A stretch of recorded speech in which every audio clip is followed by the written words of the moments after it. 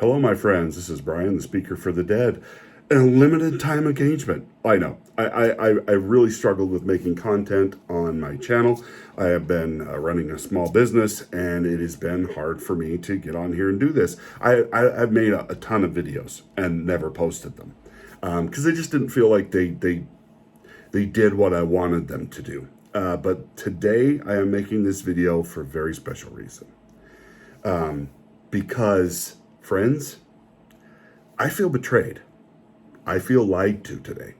I feel like people have sold out and sold me a bill of goods that was not true at all. So I'm not gonna bury the lead. I'm just gonna tell you the truth here. Last night I went and saw Dune Part 2. And all I can say is it was total bullshit. BS I trusted guys like Nerdrotic, Critical Drinker, quite a few guys on they made videos, they posted these reviews. Oh, it's good, it was blah, blah, blah. It wasn't perfect, but it was really great, and Hollywood's finally giving us something, blah blah. What a pile of crap. What was this, just a total crap show of a movie? No, I won't even pretend that for a minute. But basically, this show, the only thing that was really, really great was the spectacle. Special effects shots, the explosions, the omnithopters, the stuff that Hollywood can do when they really put their minds to it. The visual aesthetics, the cinematography, really good, very great, very impressive and stuff. But their adherence to the story, the actual Dune story, the book, was crap. They tried to pretend that that's what they were doing in this, but they did not. They changed massive parts of the story. They did the total girl boss thing. Now, it wasn't as directly in your face, but it was there. Even in one of the posters I saw, Chani is standing in front of Paul. It was this subtle, she's really the great character. And it's what Hollywood does. It's what they do. My brother went and saw this with me. He's a big Dune fan. My older brother who likes Dune, he was texting back. He went and saw it at a different theater last night. We couldn't get together. My daughters went and saw this with me. They liked it because they're not as steeped in the lore and the story. They thought it was a good movie, and it was. If you didn't know the story, if you didn't know Dune, if you hadn't read the books, if you weren't familiar with the 84 version, this would be just a regular, go watch it, a popcorn flick. But if you are steeped in the lore, if you love Dune, if you love the Frank Herbert books, this was a Travis Schumachery, because they altered the story in massive ways. The whole fundamentalist versus non-fundamentalist Fremen story arc, bullcrap. That is not in the books. I do not remember that being in there at all. Now, are there Fremen that are much more zealotous than other Fremen? Yeah, but they're all of the same mind. And one of the biggest problems with this is in one of the things they left out that shows the difference in the way Hollywood views the world and the modern world, and the understanding of what the Fremen culture actually was, is the fact that the Fremen culture is a culture of needs, not wants. It is a culture of needs. It is a culture that does not waste anything. It does not waste time on frivolous emotional crap. The character now in the first film we saw that Paul kills Janus, Jadis, or I can't remember how to say his name, but he kills him. What they don't show in the movies is that Paul becomes his wife's de facto husband. He becomes responsible for Jadis's wife and children. He basically becomes her husband by default. And he's worried that she's going to want to try and kill him. But you see, the Fremen culture doesn't think that way. They are concerned with needs, not wants. They don't have the luxury of pathetic, emotional women crap that we see in the world today. There isn't room for it. There is room for life and death. It is a major departure from the ideology of the Fremen.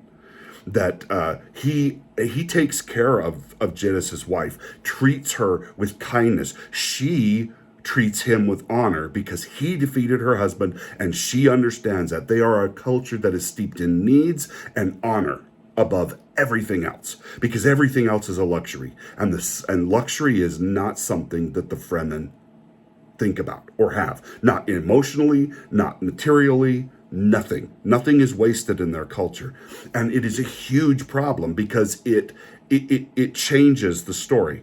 The whole crap show storyline of Chani basically being pissy with Paul and not understanding what he has to do. His dithering about, I don't want to be the chosen one. Now, there is a little bit of that, but it's overplayed, just like it was overplayed in Lord of the Rings with Aragorn.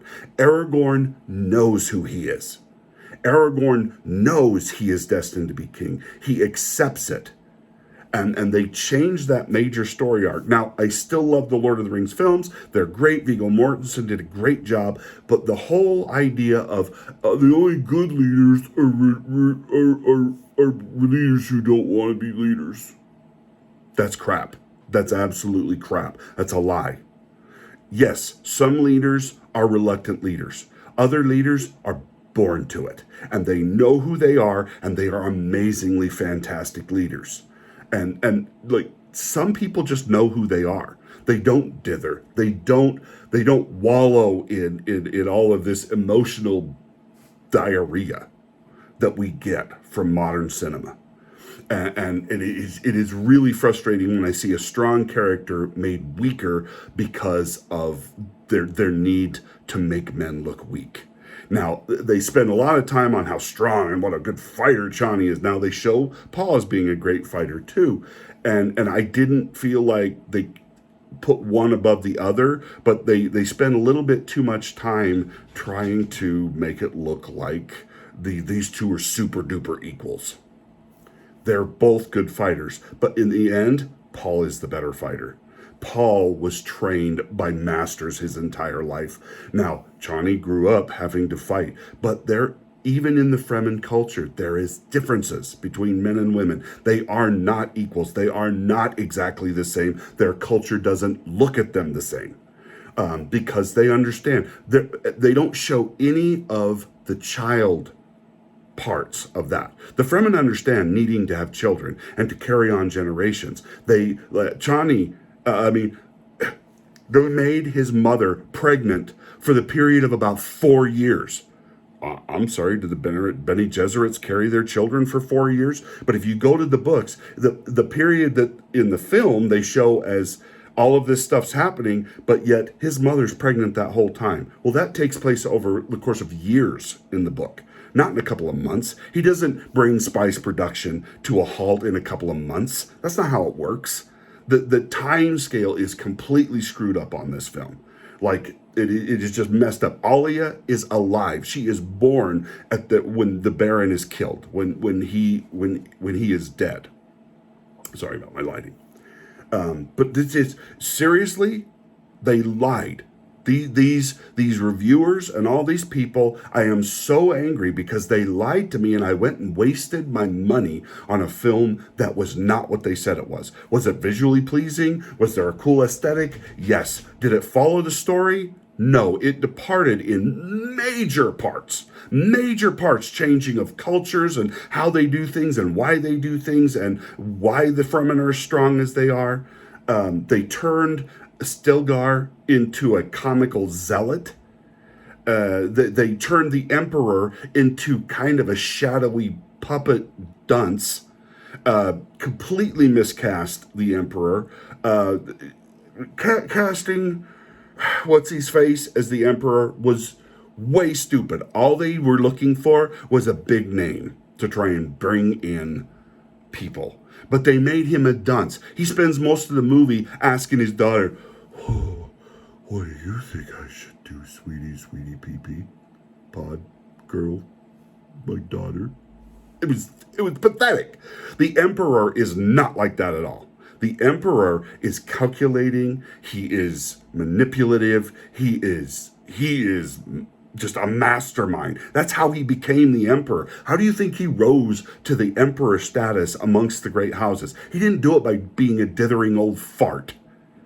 It's like they were like, hey, let's make him kind of like Joe Biden, and so that we could show people the old idiotic people are actually pretty good leaders when they're not.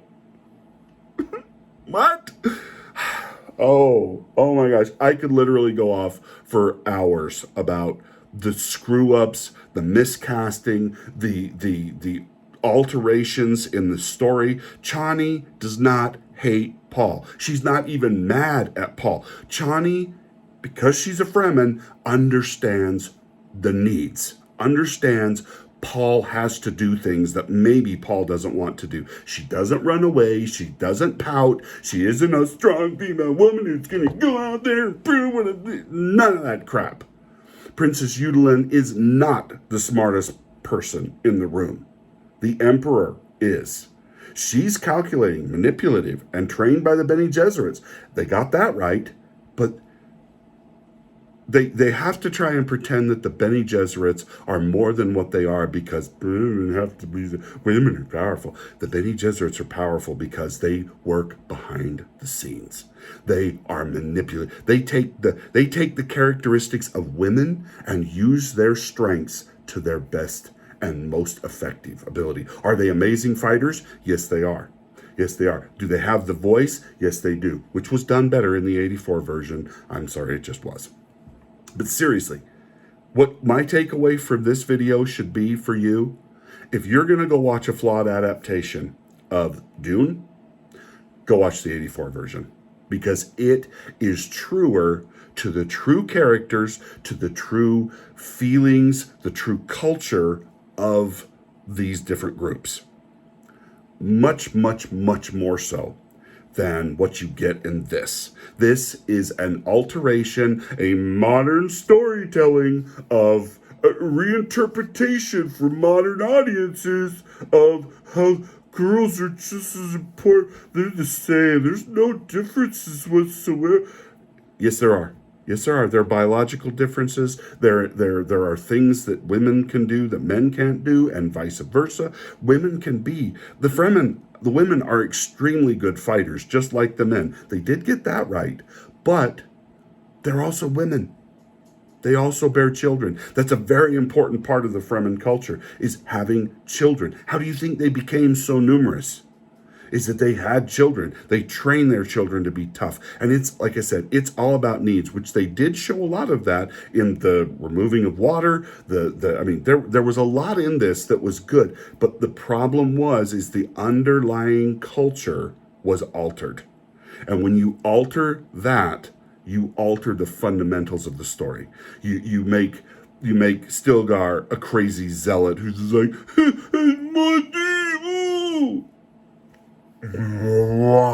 so stupid. My brother said it when we were talking. They did a better job with Stilgar in the first film.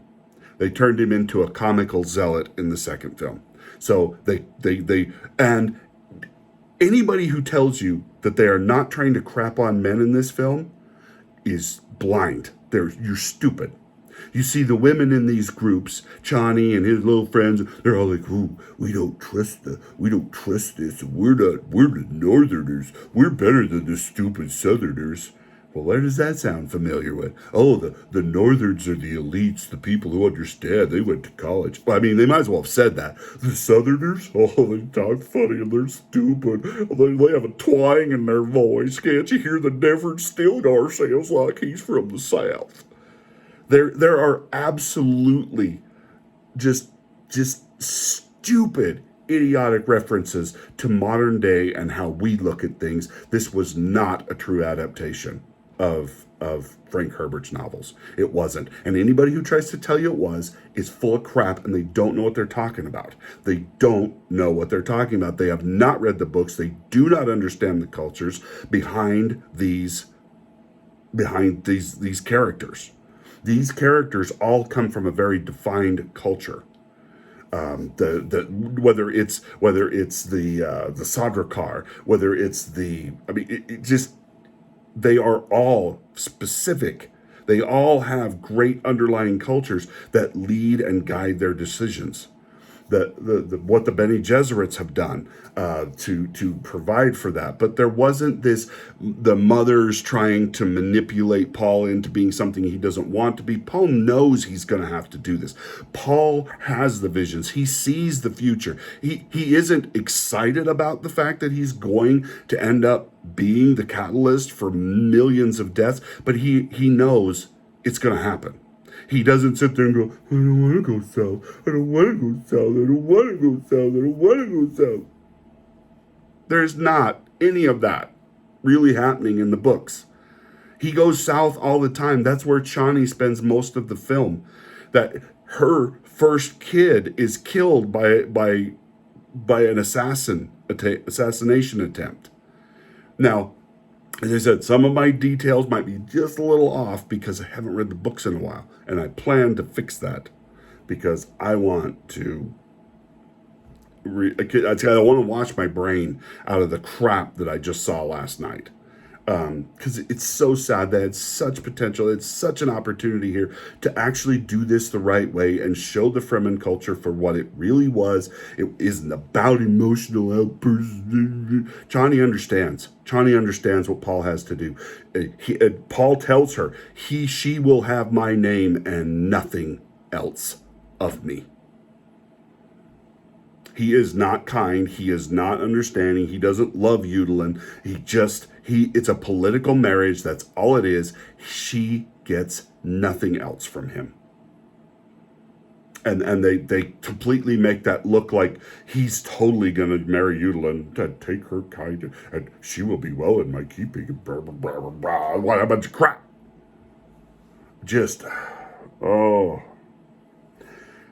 There's some really great scenes. The scene where Paul speaks to the Fremen and talks about the leadership, that was great. There really are some great moments in this film, but they're so overshadowed by the alterations, the changes, the trying to make Stilgar and the men look like a bunch of zealotous dingleberries who just yeah, we're gonna go for the body, and then the women are all just like, this dude's a bunch of dumb men. That is a bunch of crap. And what scares me is that all of the reviewers completely missed it. They completely skirted over those blatant, in-your-face, down with the patriarchy moments in this. There is none of that in Frank Herbert's work. He is very clear about men's roles, women's roles, how they work together, how they function together, that there really is a true equality with an understanding that men and women are still different.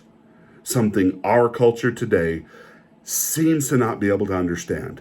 Basic biology is real. Basic biology is real. And genders are not optional. Gender is not a social construct. Gender is an actual mirror of biology. And if you don't understand that, don't make movies about those themes, because you'll get it wrong every time. So I apologize for the rant, but I don't. At the same time, I wish somebody had told me the truth, because I would not have gone and wasted my time and money to go see this crap. Don't go watch this. Just go get the 84 version.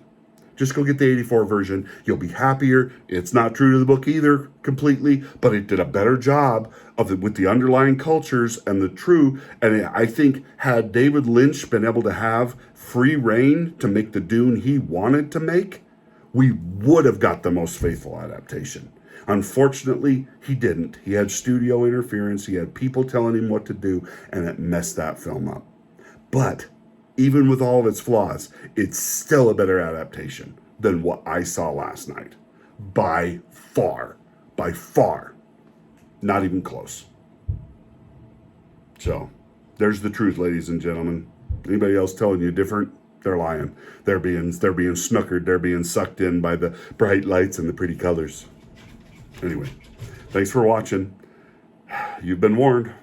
Don't waste your time. Talk to you next time. Bye now.